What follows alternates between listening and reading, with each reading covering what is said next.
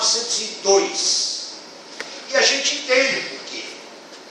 Porque aproximadamente entre 1870 e 1880, as potências centrais, que já dispunham de impérios coloniais, mas não só elas, como veremos em seguida, expandem enormemente o seu poder territorial.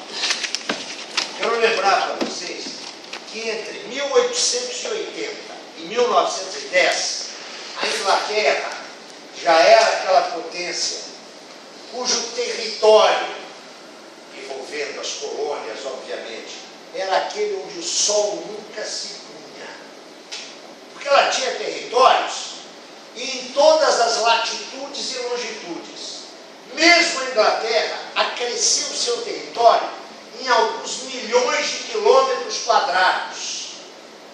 Todas as antigas potências imperiais ampliaram pela usurpação, pela ocupação militar, pela anexação política, milhões de quilômetros quadrados. Mas não foram apenas as potências coloniais. Nesse período, entra em cena um outro personagem, os nossos irmãos do Norte. Os Estados Unidos iniciam, por esta época, um processo novo de expansão, porque eles já conheciam um processo de expansão desde a década de 40 do século XIX, quando eles anexaram o Texas. Seria interessante que vocês dessem uma olhada no mapa original da República Norte-Americana. Eram as 13 colônias da costa leste. Tudo bem que se expandiram até a costa oeste, mas é bom lembrar que além da compra da Louisiana e da compra do Alasca, a compra da Louisiana feita à França napoleônica. Não do Napoleão Bonaparte, hein? Mas do sobrinho dele, o farsante, o Luiz Napoleão. E do Alasca, feita já no século XX, ao czar russo. Toda a expansão foi feita através de belicismo. Foi assim no Texas e foi assim na Califórnia. Quem conhece bem os limites norte-americanos são os mexicanos. Basta recordar o grito de Dolores. Ai, pobre México, tão lejos de Deus e tão cerca de los gringos. Ah, pobre México, tão longe de Deus e tão vizinho dos gringos. Mas é em 1898 uma verdadeira invasão de Cuba, abortando a guerra revolucionária conduzida por José Martí. E a partir daí, é uma história que registra, até os dias de hoje, mais de 80 intervenções militares norte-americanas ao sul do Rio Grande. Então esse período, 1880, 1910, foi um período de enorme expansão do poder, expansão, insisto, bélica das potências centrais. Por isso, um historiador inglês, que diga-se de passagem, não era marxista, publicou em 1902 um livro chamado Imperialismo. É ele que recupera a expressão que estava lá nos anais da história. Trata-se de Hobson, que escreve com H. O primeiro sujeito que no século XX tratou de cuidar desse fenômeno que lhe aparecia como novo. Entre 1910 e 1916, os marxistas entram no debate do ponto de vista teórico.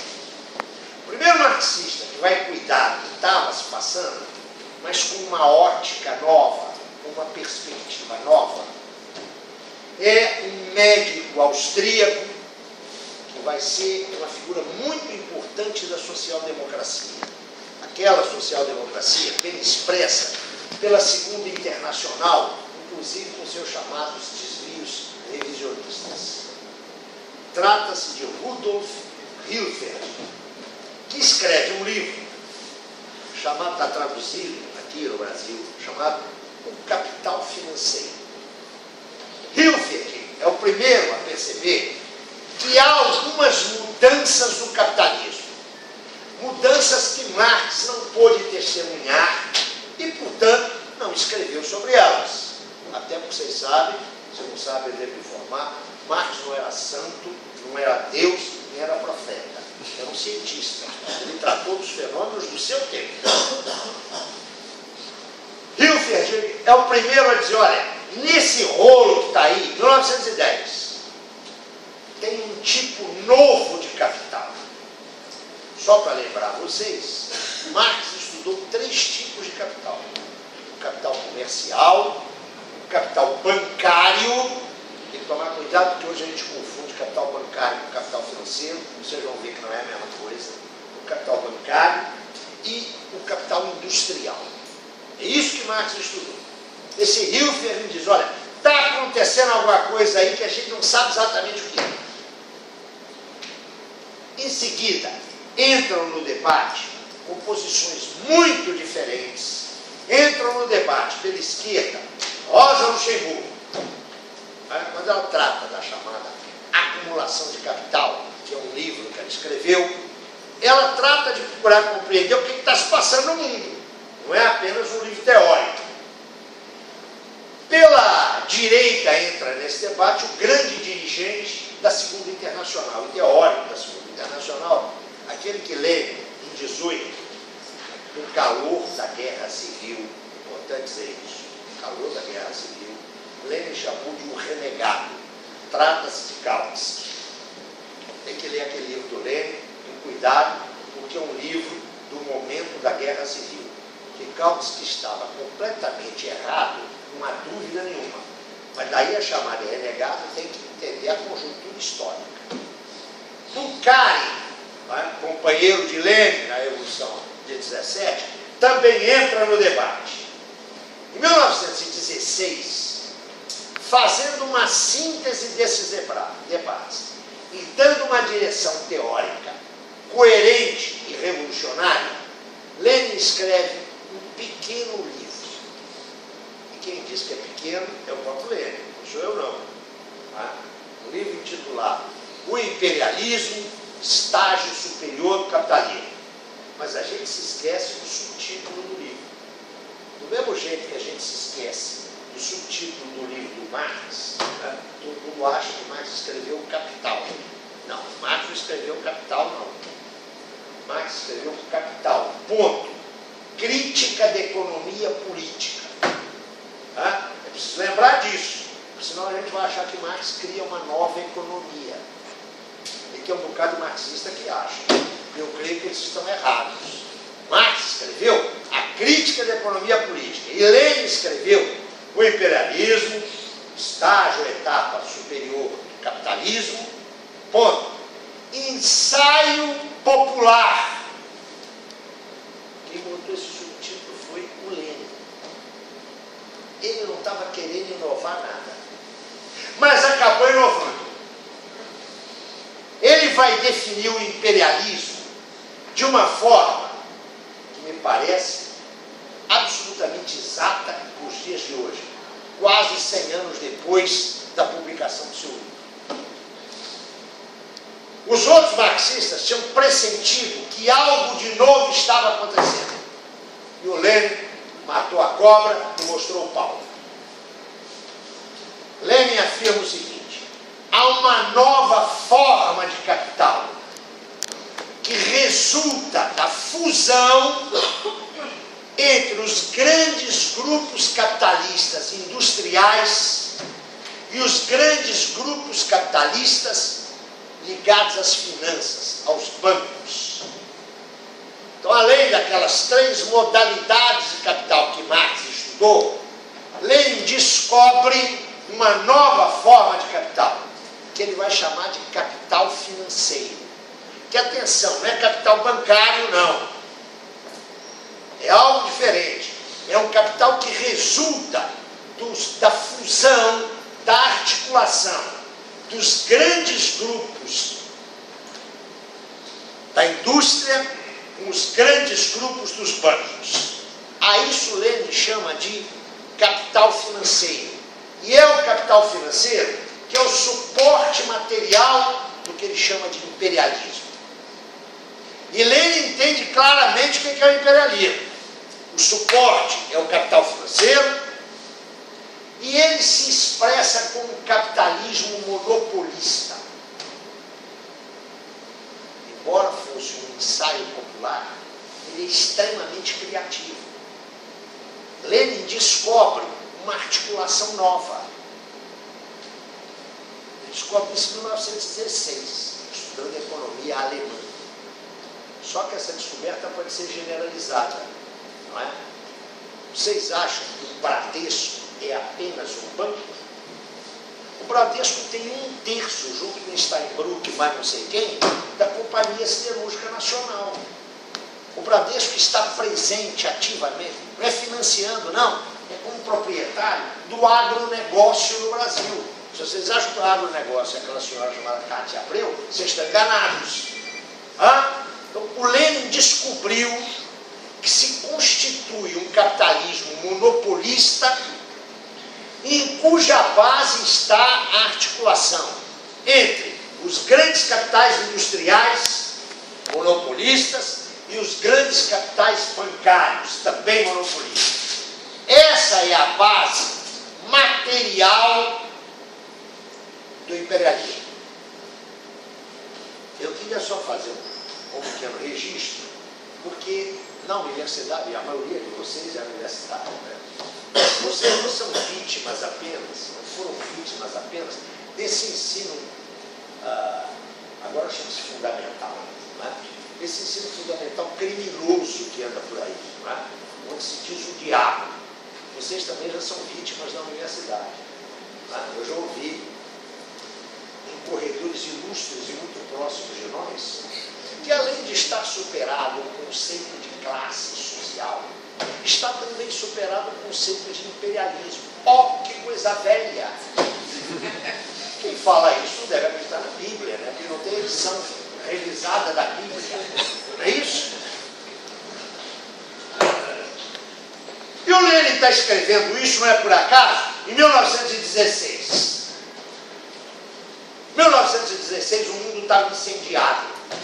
Era a Primeira Guerra Mundial. Vocês não têm ideia do que foi a Primeira Guerra Mundial. Porque no mundo moderno, no mundo depois da Revolução Francesa, quem é que morria na guerra? Combatentes. A Primeira Guerra Mundial, com o uso do aeroplano, como se chamava na época o avião, mudou a natureza da guerra. A partir de 1916, com o uso do aeroplano, na guerra não tem mais diferença entre combatente e vida civil. Isso é novo, companheiros. Isso no mundo moderno é novo.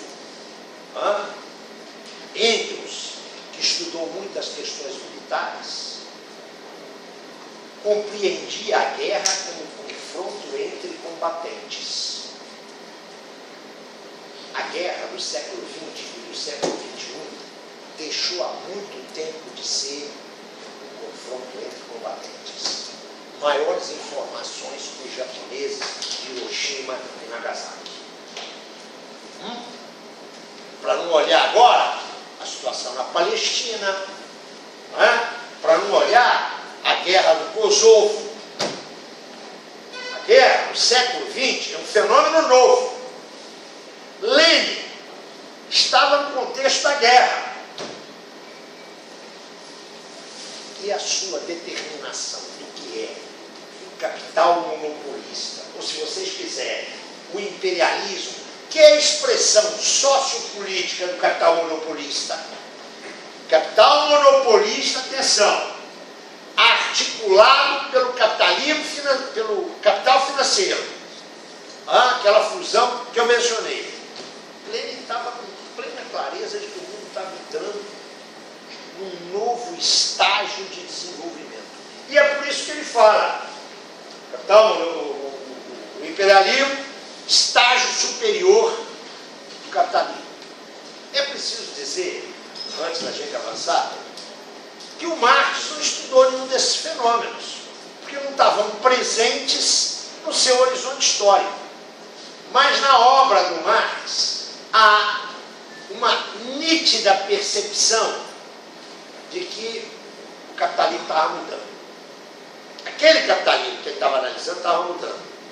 Ele descobre, e ele tematiza isso exaustivamente, o Capital, que havia duas tendências, que ele chama de leis, duas tendências que poderiam mudar a estrutura econômica do capital.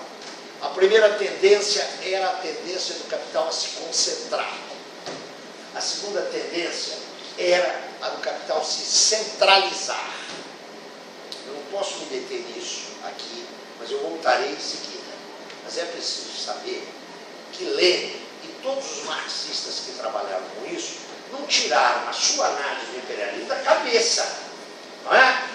Eles tiraram do exame do movimento do capital a partir de 1870 a 1880 e também inspirados pela análise que Marx faz do movimento do capital, levando em conta que, para haver desenvolvimento capitalista, há uma tendência à concentração e à centralização de capitais. Como é que eu tenho? Tem os 10? Muito bem. O que sai da Primeira Guerra Mundial? Além da morte, da tragédia e da destruição. Por uma parte sai a grande Revolução de Outubro, que vai erguer o país dos soviéticos. Por outro lado, o movimento operário ganha densidade e vai para a ofensiva na Europa e nos Estados Unidos. Nós sabemos que essa ofensiva terminou com a derrota militar do movimento operário.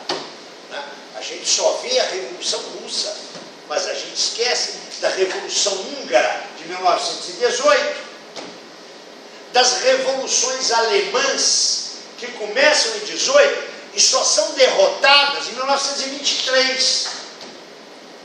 A gente se esquece da grande mobilização operária que levou à ocupação das fábricas italianas entre 1919 e 1920. O movimento operário se revitalizou. E a gente sabe por quê, né? Pela luta contra a guerra. Porque em 1914 e 1918 deixou para a classe operária do mundo inteiro uma lição inesquecível. Filho de milionário não morre na guerra. Filho de milionário não vai para a guerra. Quem é bucha de canhão é trabalhador. A nossa defesa da paz, não uma defesa passiva, nós não somos por aqueles acordos entre a mão que esbofeteia e a face que é esbofeteada. É lembrado aqui, pelo nosso companheiro da juventude que abriu a conversa, o direito à insurgência, o direito à rebelião. Não fomos nós comunistas que inventamos isso, não. Foram os liberais do século XVIII. Atenção! A nossa defesa da paz é a nossa autodefesa, é a defesa dos trabalhadores. Quantos generais brasileiros morreram na campanha da Itália? Trabalhadores, nós sabemos. Na nossa campanha da FEB, da heróica FEB, quantos generais morreram? Eles voltaram todos inteiros. Até para fazer o golpe de 64. Mas pode voltar. O massacre que foi, não apenas do Paraguai, mas das tropas brasileiras, entre 65 e 70, quem é que morreu lá? Morreram brancos, lá foram os negros. A massa de negros, a quem se prometeu a emancipação se participassem da guerra. É assim em tudo enquanto é lugar. Quem morre, quem é bucha de canhão, é trabalhador. Nos Estados Unidos, na sequência da guerra, há um fortíssimo movimento operário. A gente acha que lá nunca houve movimento operário. A segunda década do século XX nos Estados Unidos é conhecida pelos bons historiadores como a década progressista. Mas, claro, depois do exemplo que veio da Rússia czarista, que se transforma em República dos Sovietes, soviético, conselho, operário, soldado e camponês. Não foi só a classe operária que aprendeu, não, viu? A burguesia e o grande capital também aprenderam. Tirem da cabeça que a burguesia não estuda história e não aprende.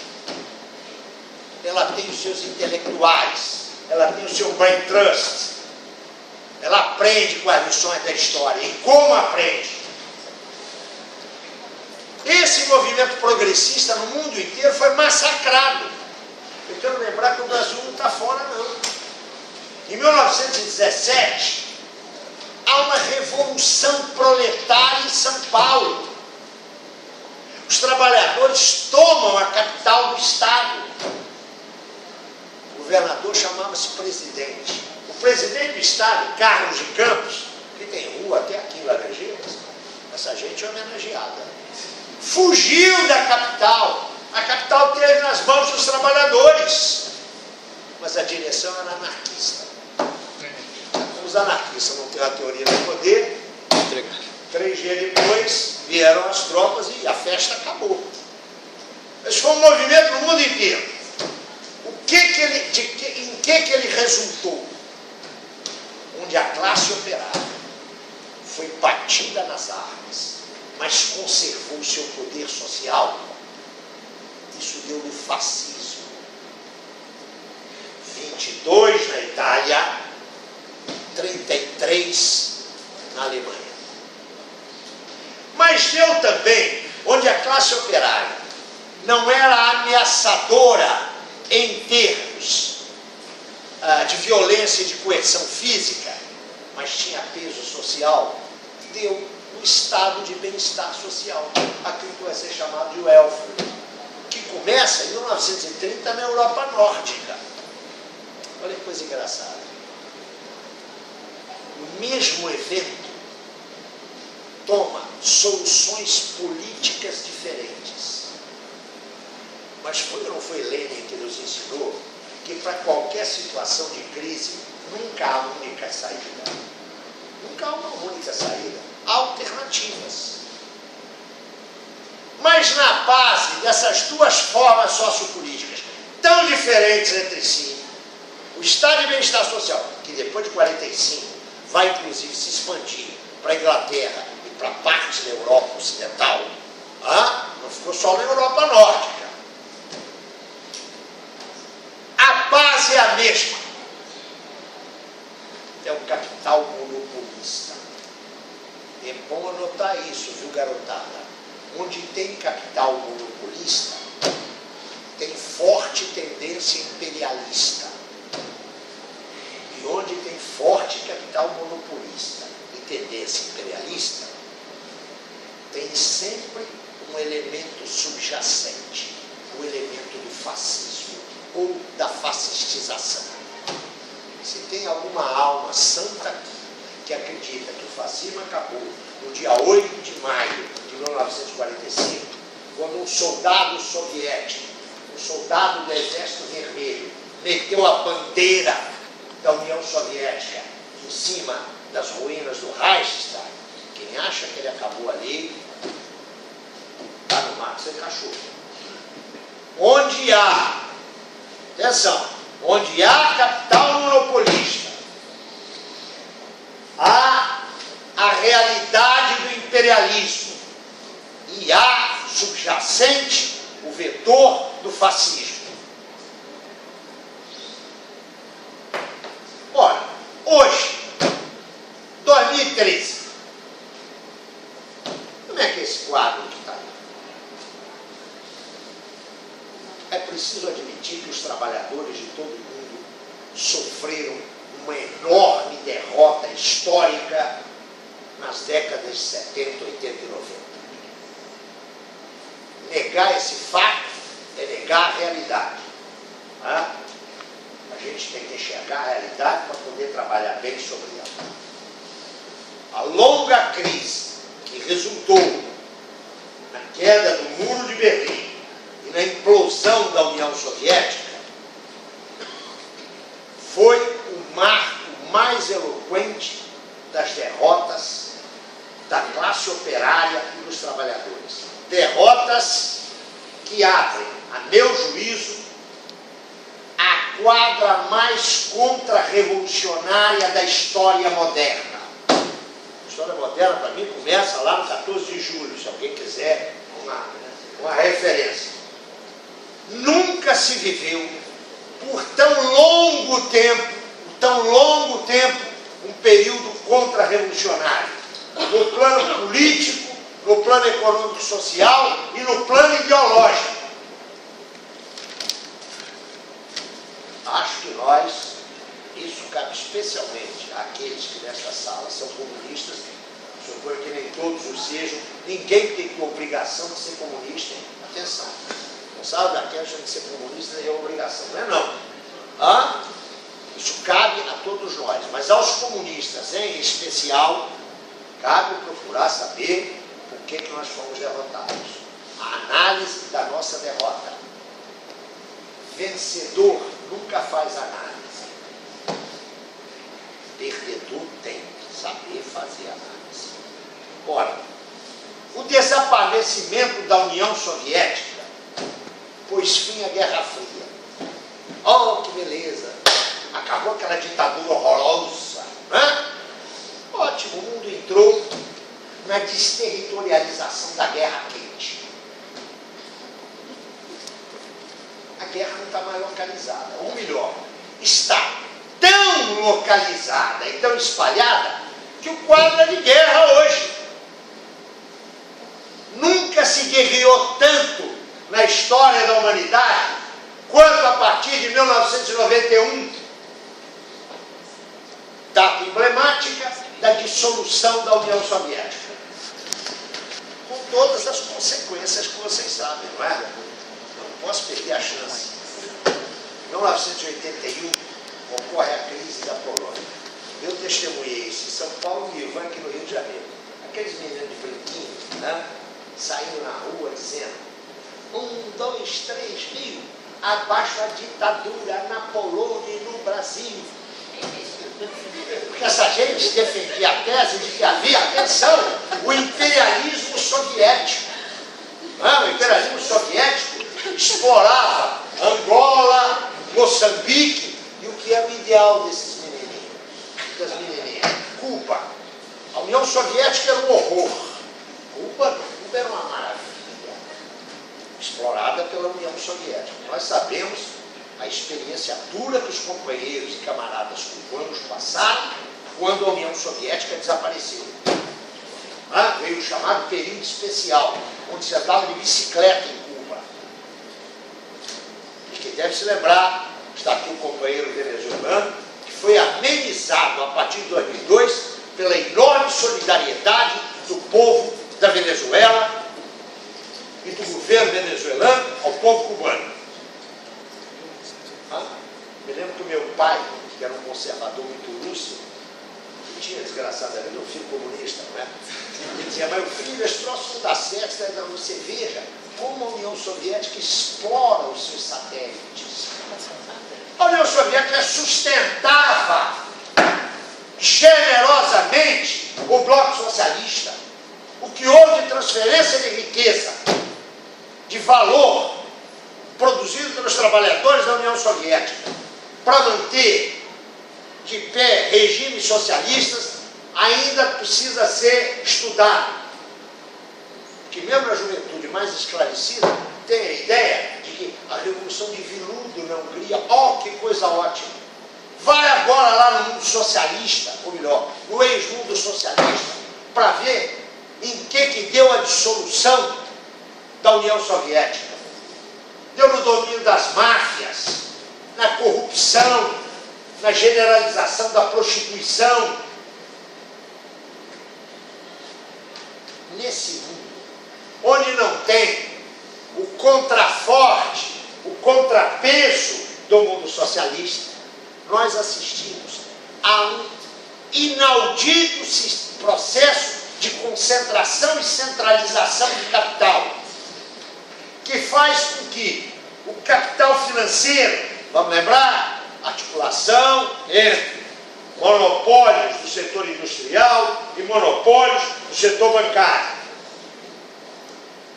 gerou as megacorporações, gerou uma concentração de poder econômico e de poder político em escala planetária inédita.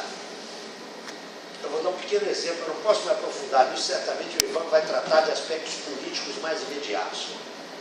Vocês estão ouvindo todo dia que a crise do euro, como se houvesse uma crise do euro, né? Não é a crise do capital, não, é do euro. Né? Em 95 foi dos tigres asiáticos, não foi do capitalismo. Em 97 foi a da CEI, Comunidade de Estados Independentes, a ex-União Soviética, não era do capital. Em 2002, a crise em Nova York da Bolsa Nasdaq. Ah, mas aquilo era uma bolha. Em 2008, a bolha do subprime. Agora, não, isso é uma crise só, que começa em meados dos anos 70 e está se prolongando até hoje. E cujas terapias só têm feito agravar a situação de milhões e milhões de homens e mulheres. Hoje, curiosamente, The Globe, vocês conhecem esse periódico? Um periódico americano editado aqui pela família Marinho. Numa coluninha deste tamaninho, diz o seguinte, está hoje no jornal, em documento confidencial, o FMI faz parte da Troika, não é? Conselho Europeu, FMI e Banco Mundial. O FMI, em documento confidencial, admite ter subestimado os impactos da terapia que propôs a Grécia. Terapia que esse mesmo jornal, há 2 anos atrás, elogiou como a solução para os problemas gregos. Esses caras perderam completamente a vergonha. É disso que se trata, no mínimo. Mas eu queria dar um exemplo. Vocês ouvem todo dia, lendo a Miriam Porcão, a Miriam Leitão, e o Carlos Alberto Sardeber, mas todos os outros repetem essa ladainha, que o mercado está nervoso, o mercado não confia nos governos, por isso a crise da dívida pública. Ora caramba, se o mercado está nervoso, dá Lexotan para ele, ou aqui no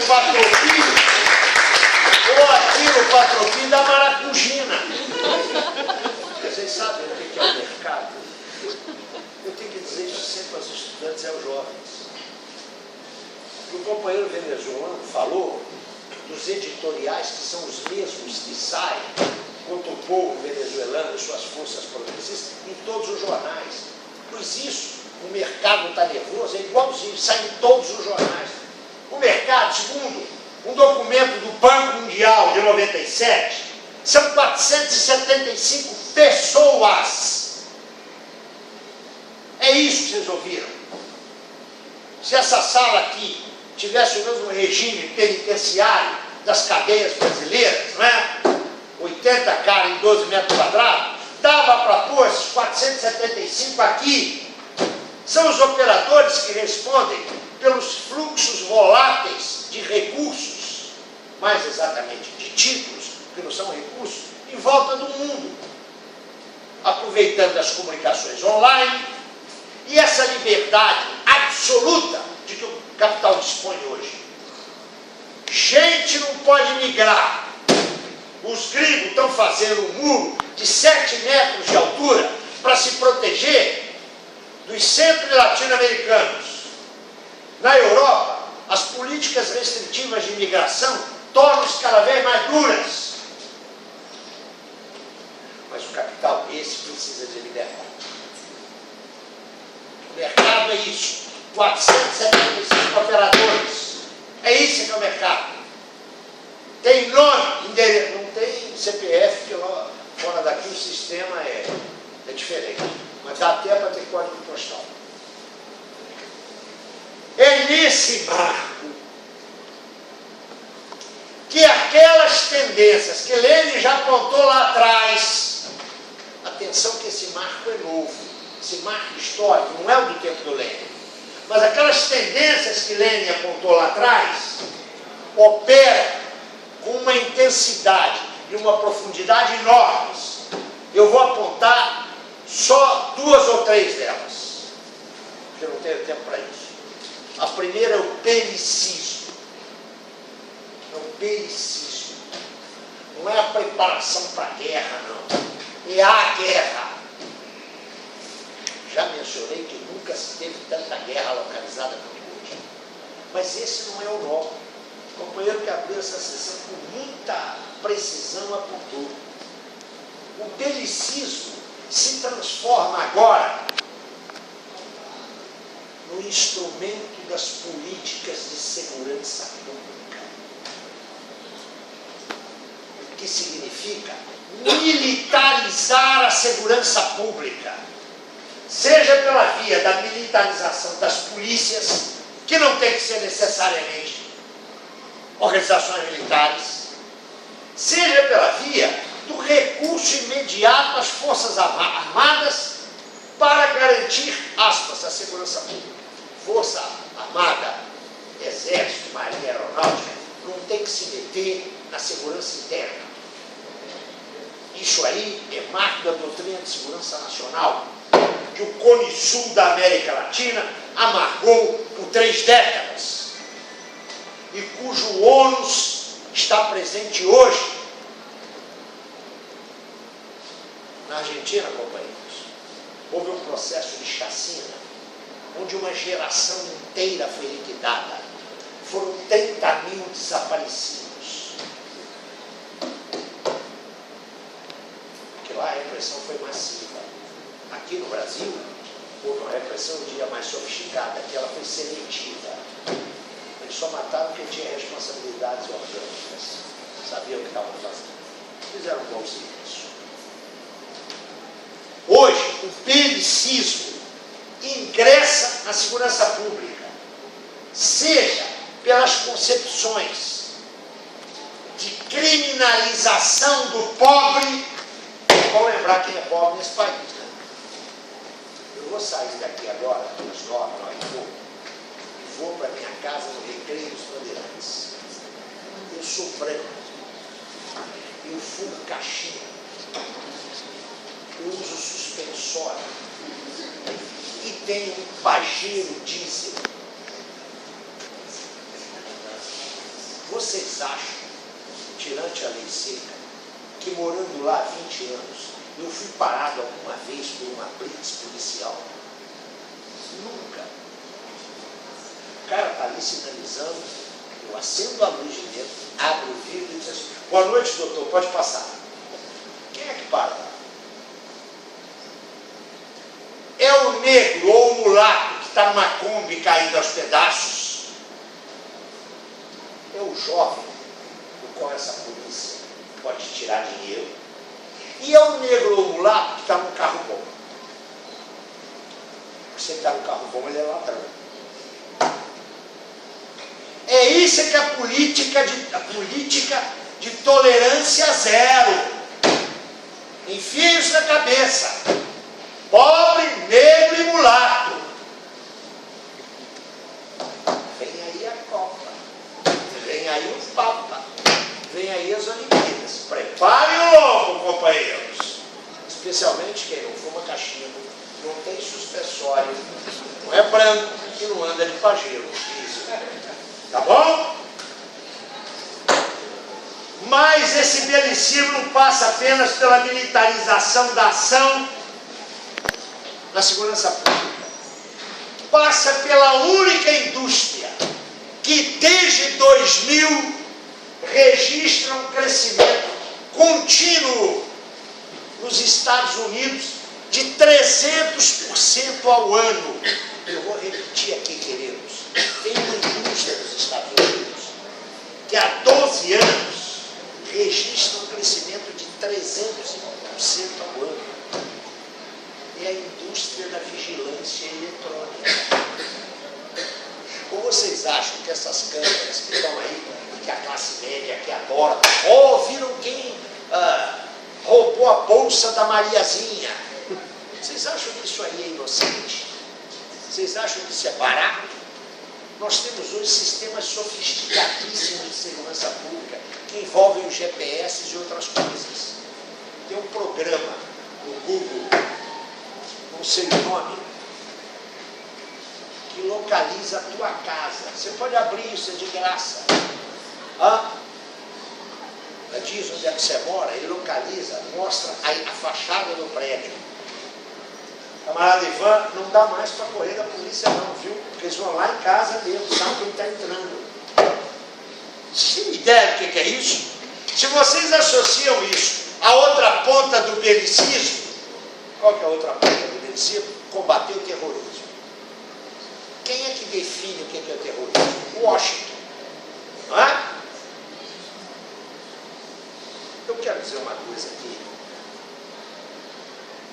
que vai deixar vocês chateados, e provavelmente essa mesa também.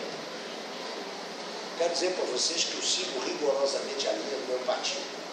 A minha mala está na resolução do último congresso. Mas eu não sou obrigado a pensar como o meu partido. O meu partido não é um partido de homens e mulheres obedientes. O meu partido é um partido de homens e mulheres disciplinados. Obediência